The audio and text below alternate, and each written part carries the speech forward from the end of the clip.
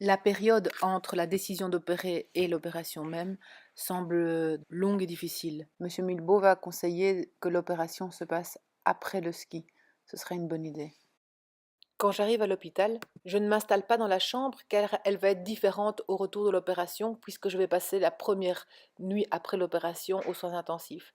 La consigne est donc de déballer le minimum d'affaires personnelles pour ranger plus facilement. La veille de l'opération, je suis contente, c'est la fin de l'attente. Je dois encore réaliser une IRM, une prise de sang. Le neurochirurgien vient, c'est très rassurant. L'assistante anesthésiste aussi. J'ai encore un shampoing à faire. Le soir, je vais avoir un relaxant pour la nuit. Et à partir de minuit, je dois être à jeun. Le jour de l'opération, je reçois à 7h30 du matin un relaxant avant la salle d'opération. Et dans la salle même, euh, on me fait la présentation de l'équipe médicale. Il y a un petit mot réconfortant du neurochirurgien. L'opération durera plus de 5 heures. Arrivé à l'unité des soins intensifs après, mon mari sera présent pendant 20 minutes. Tout est flou. Cela s'explique par une crème qu'on m'a mis dans les yeux avant l'opération. Directement, je vais faire des tests pour voir si je sens mes jambes et mes mains et je réalise que l'opération est bien réussie. Je n'ai aucune perte locomotrice. J'ai mal à la tête à cause de la pression du bonnet. Les infirmières vont le couper. Mais le neurochirurgien va demander qu'on le refasse pour mieux cicatriser. Je remarque qu'on m'a placé une sonde urinaire, une perfusion. J'ai quelques nausées et donc je n'ai pas de repas durant la journée et je reste alitée. Je ressens des fourmillements dans l'avant-bras gauche et dans le pouce et l'index. On me donnera des vitamines B. Ce qui est effrayant aux soins intensifs, c'est le bruit. Il y a un patient qui crie, il y a les sonnettes, il y a une infirmière qui demande à un patient d'ouvrir les yeux. La solution, ça va être de mettre la télévision. Comme ça, c'est des bruits connus et c'est plutôt rassurant. Pourtant, c'est du curling aux Jeux Olympiques. La nuit ne va pas être terrible. Je vais dormir plus ou moins 3 heures pour être réveillée 2 heures. Mais le moral est bon. La toilette, ben, c'est l'infirmière qui va la faire. J'ai toujours quelques nausées. J'ai toujours des difficultés à lire et à regarder les écrans. Je reste évidemment alitée.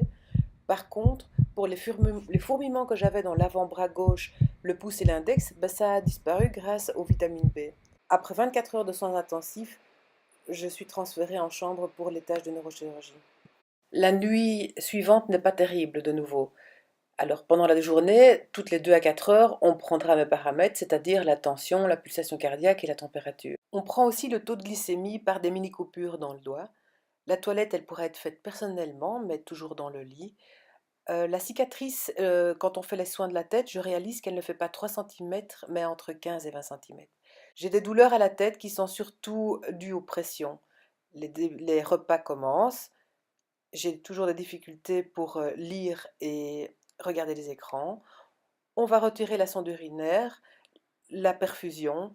Je vais pouvoir faire les premiers pas avec une infirmière et puis une kiné va venir pour faire une petite promenade.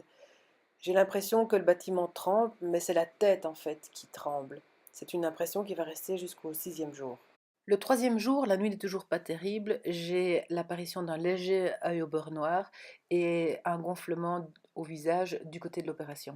J'ai mal à la tête 2 à 3 heures après avoir pris le médicament. Or, il faut attendre 6 heures. Donc là, on prend sur soi. Je vais encore avoir quelques nausées liées aux douleurs, à l'opération ou à l'anesthésie. On va retirer le bonnet, donc la cicatrice sera à l'air libre. Je continue à avoir des difficultés pour relire et regarder les écrans. J'ai de légères douleurs aux endroits de pic de stabilisation de la tête durant l'opération. Je peux prendre ma première douche et on continue à me prendre les paramètres toutes les 2 à 4 heures et le taux de glycémie dans le doigt. Le 4e jour est un chouette jour. La nuit n'est pas terrible, mais je vais pouvoir enfin me laver les cheveux. Alisa bétadine. Ensuite, je reviens à la maison, c'est très chouette. Lire et regarder les écrans, c'est toujours compliqué. Faire le ménage aussi d'ailleurs. Mais en fait, il faut s'obliger de s'arrêter car chaque fois on le paye cash, on a des maux de tête. Pour les repas, il vaut vraiment mieux prendre des choses faciles à manger. Par exemple, j'avais pris une pomme, c'est vraiment une mauvaise idée. Le 5e jour, il faut gérer les douleurs et l'attente des médicaments antidouleurs. Je vais faire une première sortie dans le jardin, mais il fait moins 3 degrés, donc je vais avoir une légère douleur à la tête. La nuit n'est toujours pas terrible. Le 6e jour, je vais faire 2 siestes et là, je me rends compte qu'on a beaucoup moins mal à la tête. Le type de mal de tête change. Maintenant, ce sont des pics brefs qui s'atténuent assez vite. Donc, c'est plus facile à gérer. Il y a une psy qui va venir, qui va me parler de choc post-émotionnel, des trucs et astuces pour gérer la douleur et de l'importance de purger toutes les émotions négatives liées à l'opération.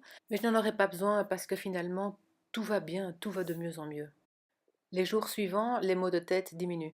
Ils apparaissent en pic et ils disparaissent aussi vite.